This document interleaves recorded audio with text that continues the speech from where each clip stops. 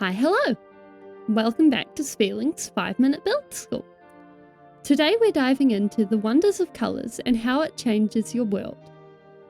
The builds you choose are one of the main ways to bring life to your builds.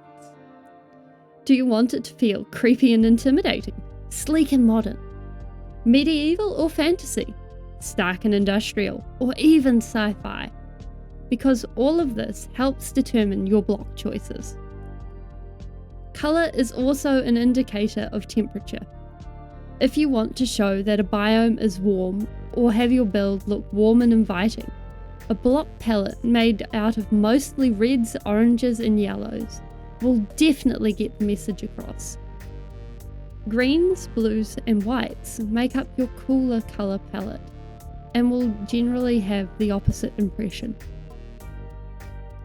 Neutral colours are grey, black and some whites, and they don't generally have as an intense colour association with temperature, but instead have more of an effect on the illusion of size. These three buildings are made exactly the same. The only difference is their block choice. As you can see, I've used the neutral colours, which demonstrates how big each building looks. See how the black stone building makes the room's atmosphere look much smaller and creepier, and the blue concrete highlights the room, bringing it into a calmer, less evil layer, more black is the new black, I'm making it fashionable look to it.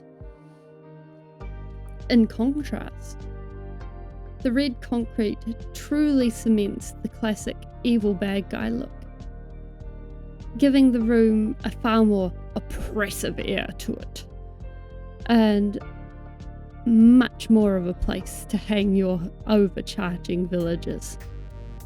Quartz builds like this tend to be stark and crisp, lending a build a larger and colder feeling.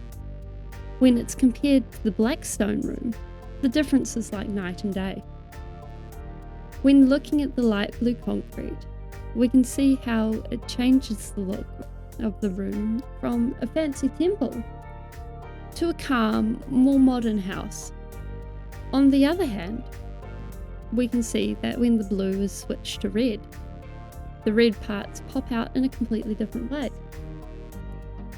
See how the lines and dots in what was a calmer, more neutral room turns into something much more attention-grabbing, as though in a clinical laboratory.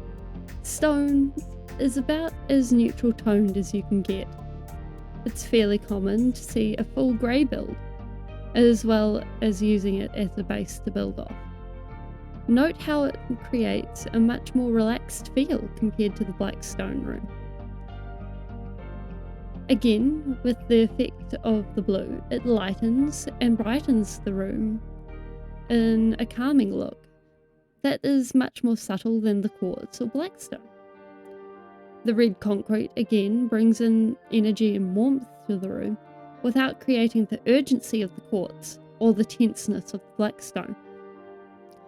While quartz and black stone are two extremes, most builds will have more in common with the stone, with having less extreme colour contrast reactions.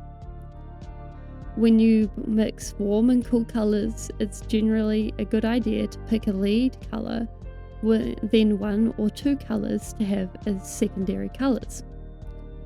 Pick a colour that you want to use for most of the building, then pick a block to complement it, and then finally select a highlight. Take these for example. We have some packed ice, some prismarine, and some hay bales for our colour palette. As you can see, the packed ice takes centre stage, followed by the prismarine to add texture, and then the hay bales to add a spot of highlight here and there. Enjoy and have fun! I look forward to seeing what bright and awesome builds you make.